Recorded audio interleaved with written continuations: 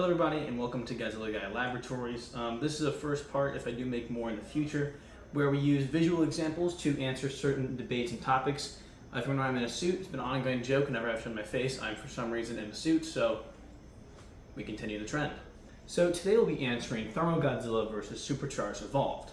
Now, firstly, a few things. One, this is not my answer to this debate. As there's still info that comes out for either side, as the photo book for GXK is coming out soon, that will give us more info on the film. And of course, inevitable interviews down the line.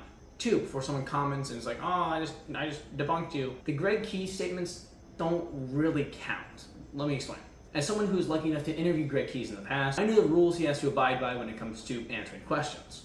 He can't really give a solid answer on something, as Legendary might later down the road change it. So some stuff can kind of be canon-ish, but most statements from any author or director kind of have to be swept under the rug, as the film company can change it later down the road. This video is more just focused on who has more radiation and who is more dangerous. And so let's get into it. But as all scientists go, you need your equipment.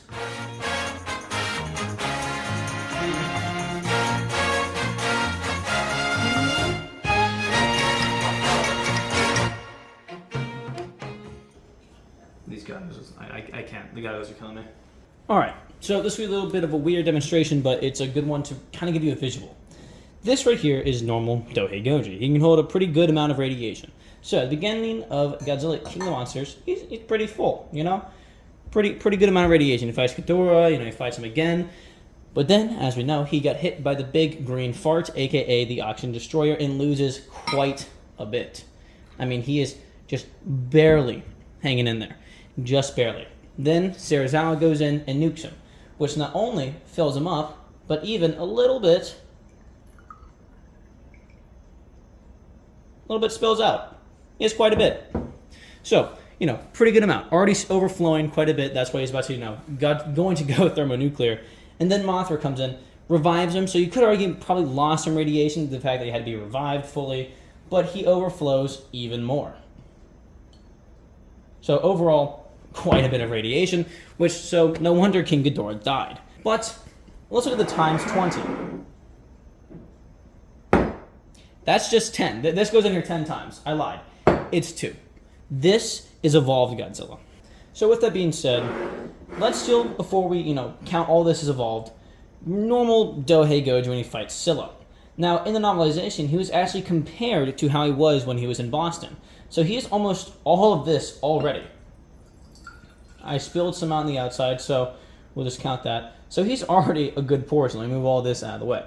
So then he goes along and kills Scylla, and most likely absorbs her radiation. So debunking one of my Pookie's points, FDA, one of his points like, oh, Godzilla guy, that's headcanon to assume he absorbs radiation from her. Well, we see in Monarch Legacy of Monsters, he absorbs the nuke when he got blasted in the face. We see how he got revived in King of the Monsters, got blasted in the face. So killing Scylla, he probably absorbed a good amount of radiation.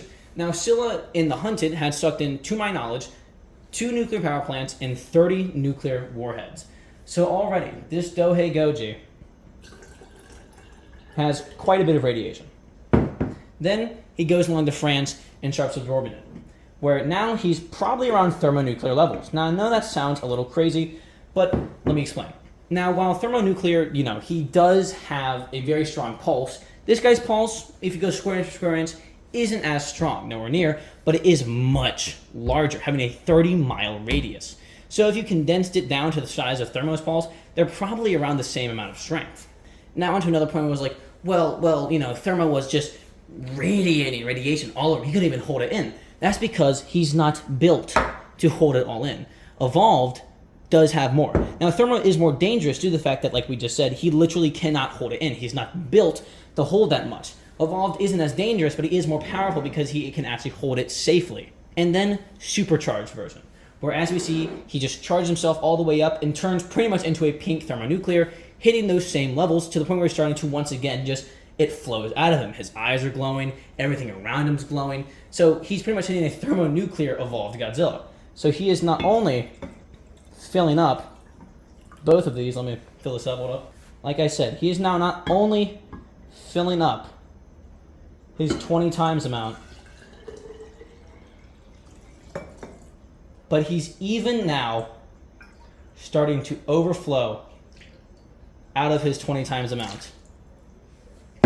So yeah, there's your visual example of normal Dohei and in turn legendary compared to evolved. So Thermo is more dangerous because of the fact he just literally can't hold it in, so it is spewing out of him. Base evolved can hold this much. Now, does it mean he's always holding that much? Probably not. But when he's supercharged, he's not only holding that much, but as I said, he is now starting to overflow everywhere. To the point where in the novelization, it says his eyes are glowing like 2 twin stars. So, who will win a fight? That's still up to you, and I will eventually make a video on that. But at least at the moment, I hope this is a good visualization, because I'm personally a visual learner, so I know most of you guys probably are as well. This is a good visualization of just how much more radiation Evolved Godzilla holds in comparison to Thermonuclear.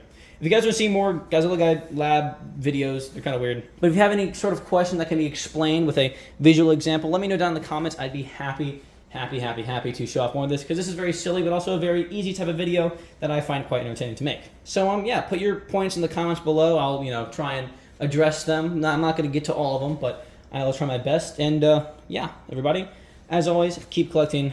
Godzilla Guy out. So yeah. Oh, actually, there is one more thing. One more point that FDA brings up quite a bit as well. Well, they couldn't have possibly had a reading for Thermo because they ran off. That is much more headcanon than me saying, oh, he absorbed Scylla. Oh, now that I think about it, I completely forgot more. He also absorbed Tiamat and the most radioactive place on Earth. My bad. So he's much more overflowing. I don't know how I forgot that. But yeah, the headcanon that they didn't have a reading on Thermonuclear because the Argo ran off, as if the Argo is the only thing Monarch has, is blasphemy. So yeah, anyone who really says like Thermo has more radiation is probably just a stan, no diss. While I definitely think Thermo is way cooler than Evolved, I'm still not a big fan of Evolved Godzilla's design. You have to accept the fact that Evolved just has way more power and potential inside of him than Thermo ever can. But let's redo the outro, everybody. As always, everybody, keep collecting. Godzilla Guy out. See you guys.